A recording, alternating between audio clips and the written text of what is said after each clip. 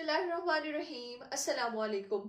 Welcome in the next lecture of biology chapter number 1।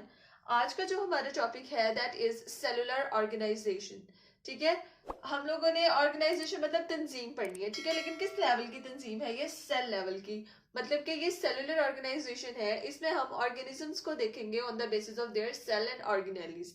अगर हम बात करें कि ऑर्गेनिजम्स की क्लासिफिकेशन की, तो साइंटिस्ट ने हमारे पास जितने भी जानदार हैं उनको 5 ग्रुप्स में डिवाइड किया है। ठीक है, ताकि उनकी स्टडी करना आसान रहे, उनको क्लासिफाई कर दिया है उनके करेक्टरिस्टिक्स की बेस पे।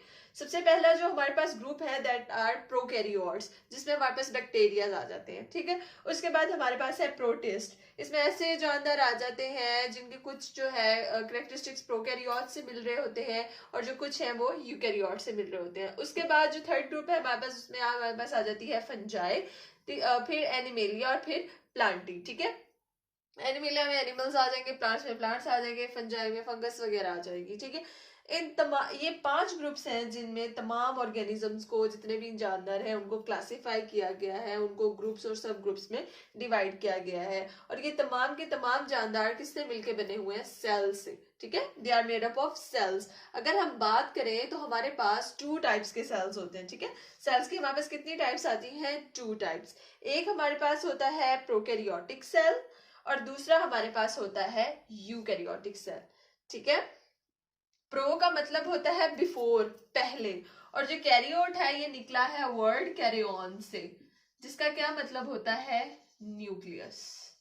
ठीक है, अच्छा, pro mean before, karyote mean nucleus. तो ऐसे ऑर्गेनिजम्स न्यूक्लियस से पहले, मतलब कि उनके पास न्यूक्लियस नहीं होगा। ठीक है, तो ऐसा सेल जिसमें न्यूक्लियस नहीं होगा वो क्या कहलाएगा? Prokaryotic cells. और वो ऑर्गेनिजम्स जो प्रोकैरियोटिक सेल रखते होंगे उनको हम क्या कहेंगे? प्रोकैरियोट्स।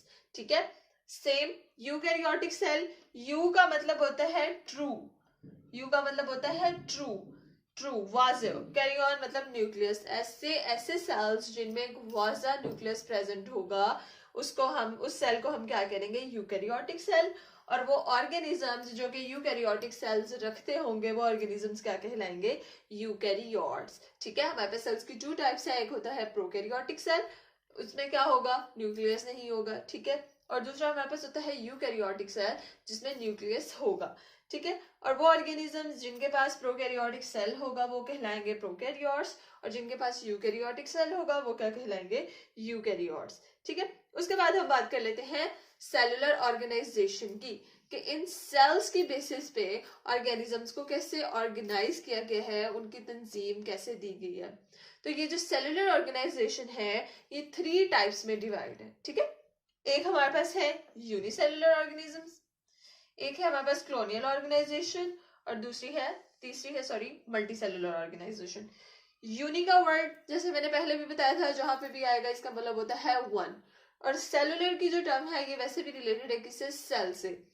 तो ऐसे ऑर्गेनिजम्स जिनमें सिर्फ और सिर्फ एक सेल प्रेजेंट होगा, उनकी जो पूरी की पूरी बॉडी है वो सिर्फ एक सेल पे कंसिस्ट कर रही होगी, उनकी जो बॉडी में सारी एक्टिविटीज हो रही हैं वो सारी की सारी सिर्फ एक सेल परफॉर्म करेगा, तो ऐसे ऑर्गेनिजम्स क्या कहलाते हैं? Unicellular organisms. मतलब कि ये सिर्फ कितने सेल से मिलकर बने हैं? सिर्फ और सिर्फ एक सेल से, उनकी पूरी की बॉडी सिर्फ एक सेल पे मुश्तमिल है। ठीक है, ऐसे ऑर्गेनिजम्स के आपके पास एग्जांपल आ जाती है एमोबा, पैरामीशियम, यूग्लिना। ठीक है, ये ऐसे ऑर्गेनिजम्स हैं जिनमें सिर्फ और सिर्फ एक सेल प्रेजेंट होता है। These are unicellular organisms. Second जो है हमारे पास सेलुलर ऑर्गेनाइजेशन में, दैट इज कॉलोनियल। कॉलोनी का वर्ड आपने वैसे भी सुना होगा, कॉलोनी मतलब जहाँ पे काफी ज्यादा मकान होते हैं और वो सब इकट्ठे मिलकर रह रहे होते हैं in the form of colony. ठीक है, तो कॉलोनियल ऑर्गेनाइजेशन भी सेलुलर ऑर्गेनाइजेशन की टाइप है, मतलब कि इसमें भी सेल्स ही काम कर रहे हैं। सेल्स कैसे काम कर रहे हैं? सेल्स जो होंगे, जो यूनिसेलुलर ऑर्गेनिजम्स होंगे जिनके पास सिर्फ और सिर्फ एक सेल होगा, वो इकट्ठे रहेंगे। और किस फॉर्म में रहेंगे? Live in the form of colony. बहुत से यूनिसेलुलर जो ऑर्गेनिजम्स हैं वो क्या करेंगे? वो इकट्ठे रहेंगे, टुगेदर रहेंगे। किस तरह से रहेंगे? कॉलोनी की फॉर्म में, वो अपनी एक कॉलोनी बना लेंगे। अब उन्होंने कॉलोनी बनानी है तो ये नहीं है कि एक सेल जो है वो काम करेगा सबका और बाकी जो रेस्ट करेंगे, नहीं। इसमें क्या होगा कि जो डिवीजन ऑफ लेबर है, जो वो काम है, वो सब अपना अपना करेंगे, लेकिन वो रहेंगे इकट्ठे, टुगेदर रहेंगे, कॉलोनीज बना के अपनी, ठीक है। इसकी जो हमारे पास एग्जांपल है दैट इज वॉलवॉक्स, ठीक है। वॉलवॉक्स हमारे पास क्या होती है, ये ग्रीन एल्जी होती है, ठीक है, ये काई होती है, जो कि कहाँ पे प्रेजेंट होती है, फ्रेश वाटर में, साफ पानी में होती है। ये ग्रीन एल्जा, ये क्या करते हैं, इसको हम लोग वॉलवॉक्स कहते हैं, ठीक है। ये किस तरह से रहेंगे, 100 ऑफ वॉलवॉक्स क्या करेंगे, मिलके कॉलोनी बना लेंगे और फिर ये लोग इकट्ठे रहेंगे, ठीक है। कॉलोनियल टाइप में क्या करेंगे, यूनिसेलुलर जो है ऑर्गेनिजम्स है वो क्या करेंगे, वो कॉलोनी की फॉर्म में रहेंगे, ठीक है।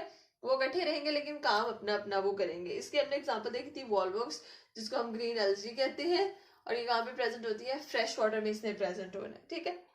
थर्ड जो हमारे पास सेलुलर ऑर्गेनाइजेशन की टाइप है that is multi cellular organisation.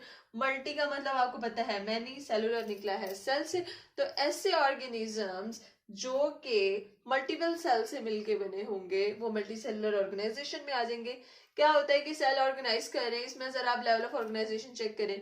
Sales organise करें, उन्होंने टिश्यू बनाया, टिश्यू से बना ऑर्गन, ऑर्गन से बना ऑर्गन सिस्टम, उसके बाद बन गया एक इंडिविजुअल, फिर इंडिविजुअल बन गया, ठीक है। मतलब ये मल्टी सेलुलर ऑर्गेनाइजेशन है, इसमें डिफरेंट सेल्स आ रहे हैं, मैनी सेल्स आ रहे हैं, वो कंबाइन करके एक इंडिविजुअल बना रहे हैं, ठीक है। इसके अगर आपकी बुक में एग्जांपल देखी जाए तो दो एग्जांपल दी हुई हैं, एक जो है वो प्लांट से रिलेटेड है क्योंकि प्लांट्स भी मल्टी सेलुलर ऑर्गेनिजम्स हैं, ठीक है, और जो दूसरी है वो रिलेटेड है आपके जी एनिमल से, ठीक है। प्लांट्स में उन्होंने हमें दिया हुआ है मस्टर्ड प्लांट, सरसों का पौधा, और जो एनिमल है उसमें हमें एग्जांपल दी है फ्रॉग की, मेंढक की। इंशाल्लाह इसको हम डिस्कस करते हैं। इस लेक्चर में हम लोग डिस्कस कर रहे थे सेलुलर ऑर्गेनाइजेशन। हमने देखा कि ऑर्गेनिजम्स जो हैं वो सेल से मिलकर बने हुए हैं। ऑर्गेनिजम्स को कितने ग्रुप्स में डिवाइड किया गया था, उनको 5 ग्रुप्स में डिवाइड किया गया था। फिर हमने देखा था कि सेल्स की कितनी टाइप्स होती हैं, फिर हमने देखा वो प्रोकैरियोट्स होते हैं, यूकैरियोटिक सेल्स होते हैं।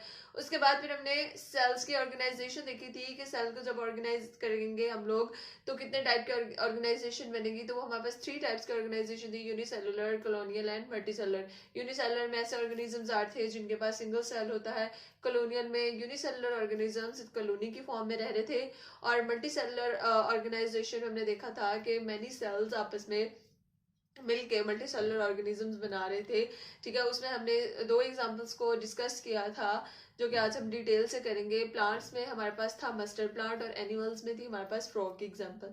सो आज हम देखते हैं कि मस्टर्ड प्लांट सरसों का पौधा जो कि आप साग भी खाते हैं, ठीक है। मस्टर्ड प्लांट का जो साइंटिफिक नेम है सबसे पहले आपने वो देखना है कि साइंटिफिक नेम इसका है ब्रासिका कंपेस्ट्रस, ठीक है, ब्रासिका कंपेस्ट्रस। अब जब भी आप साइंटिफिक नेम्स की डिटेल पढ़ेंगे इंशाल्लाह आप चैप्टर नंबर 3 में पढ़ेंगे, और अभी के लिए आप सिर्फ इतना जान लें कि जो साइंटिफिक नेम है मस्टर्ड प्लांट का दैट इज ब्रासिका कंपेस्ट्रस। जब आपने फर्स्ट नेम लिखना है उसका आपने फर्स्ट लेटर कैपिटल रखना है, लेकिन जब आपने सेकंड नेम लिखना है तो आपने उसका फर्स्ट लेटर स्मॉल रखना है, और नीचे आपने हमेशा अंडरलाइनिंग करनी है, ठीक है। इंशाल्लाह वो जब हम थर्ड चैप्टर पढ़ेंगे मैं आपको डिटेल में बता दूंगी कि आपने किस तरह से लिखने हैं साइंटिफिक नेम। मस्टर्ड प्लांट का साइंटिफिक नेम है ब्रासिका कंपेस्ट्रस, ठीक है। अब इसके 2 पार्ट्स होते हैं, ठीक है। प्लांट बॉडी के फंक्शंस की बेसिस पे, प्लांट के फंक्शन की बेसिस पे हमने इसको 2 ग्रुप्स में डिवाइड कर दिया है, 2 पार्ट्स में डिवाइड कर दिया है। एक है वेजिटेटिव पार्ट जिससे हमें वेजिटेबल मिलती है, इसका दूसरा नाम है नॉन रिप्रोडक्टिव पार्ट क्योंकि ये रिप्रोडक्शन में टेक पार्ट नहीं करता, और दूसरा जो पार्ट है दैट इज रिप्रोडक्टिव पार्ट जो कि रिप्रोडक्शन में टेक पार्ट करेगा, जो कि इन्वॉल्व होगा किसमें, सेक्सुअल रिप्रोडक्शन में, ठीक है। तो वेजिटेटिव पार्ट की बात करते हैं, it is not involve in the sexual reproduction, ठीक है। इसमें हमारे पास कौन से इसके आ जाएंगे ऑर्गन्स, और रूट्स आ जाएंगे, हमारे पास स्टेम्स आ जाएंगी, लीव्स आ जाएंगी, ब्रांचेस आ जाएंगी। ये कौन से पार्ट होते हैं, ये वेजिटेटिव पार्ट होते हैं, ये रिप्रोडक्शन में टेक पार्ट नहीं करेंगे, ठीक है। दूसरी जानिब हमारे पास रिप्रोडक्टिव पार्ट जो होता है जहाँ पे रिप्रोडक्शन हो रही होती है प्लांट में, वो होते हैं फ्लावर्स, क्योंकि सीड में हो रही होती है, सीड से फ्लावर बन रहा होता है, ठीक है। तो जो हमारा रिप्रोडक्टिव पार्ट है जहाँ पे रिप्रोडक्शन होनी है, सेक्सुअल रिप्रोडक्शन टेक प्लेस होनी है, दैट आर फ्लावर्स, ठीक है। उसके बाद अगर हम बात करें इसके यूजेस की कि मस्टर्ड प्लांट के क्या यूजेस हैं, तो आप पहली बात ये याद रखेंगे कि हम इसको एज अ वेजिटेबल यूज करते हैं, ठीक है, आप साग खाते हैं। और दूसरी बात ये है कि इसके बीज भी होते हैं, तो जो सरसों के पौधे के बीज होते हैं वो हम यूज करते हैं as a source of oil. ठीक है, एक्सट्रैक्ट करते हैं उसे, एक्सट्रैक्शन करते हैं, निकालते हैं उसके बीज से ऑयल, और वो हम सरसों का तेल भी यूज कर रहे होते हैं। ठीक है, ये तो थे इसके यूजेस। अब हमने ये देखना है कि जो मस्टर्ड जो ये साग का पौधा है, आप साग सर्दियों में खाते हैं, ठीक है, तो जो सो करते हैं हम लोग, इसको सर्दियों में करते हैं, सर्दियों में साग लगाते हैं सर्दियों के स्टार्टिंग में, और by the end of winters हम लोग फिर उसको काश्त कर लेते हैं। ठीक है, तो ये मस्टर्ड प्लांट की एग्जांपल थी। आगे हम पढ़ते हैं फ्रॉग की। प्लांट की एग्जांपल में हमने देखा था मस्टर्ड प्लांट, अब हम एनिमल्स के एग्जांपल में देखते हैं फ्रॉग। ठीक है, सबसे पहले इसका साइंटिफिक नेम देखेंगे। फ्रॉग का साइंटिफिक नेम होता है राना टिगरीना। ठीक है, आपको मैंने पहले भी बता दिया था, फर्स्ट लेटर आप कैपिटल रखेंगे, सेकंड वाले का स्मॉल रखेंगे।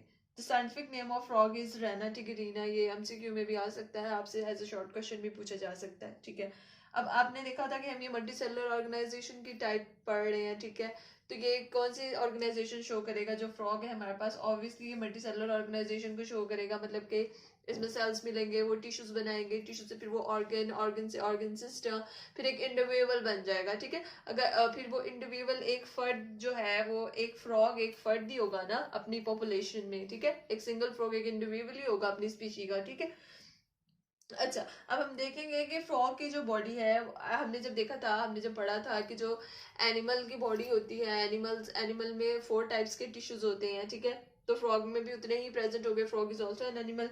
तो पहला टिश्यू अगर हम डिस्कस करें, इसकी बॉडी में मस्कुलर टिश्यू होगा, एपिथेलियल का दूसरा नाम ग्लैंडुलर था, फिर उसके बाद नर्वस टिश्यू, फिर उसके बाद कनेक्टिव टिश्यू।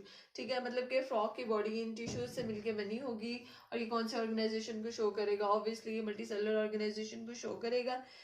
तो अगर अगर और इसके बारे में हम लोग डिटेल पढ़ेंगे, वो जब आप लोग अपना प्रैक्टिकल परफॉर्म करेंगे, फिर जब आप डायसेक्शन करते हैं, तो आप पूरा डायसेक्शन मतलब उसको जब हम लोग कट करते हैं फ्रॉग को, और जब हम उसके सारे इंटरनल ऑर्गन्स की स्टडी करते हैं, उसके ऑर्गन सिस्टम की स्टडी करते हैं, तो हमें ज़्यादा डीपली समझ आता है।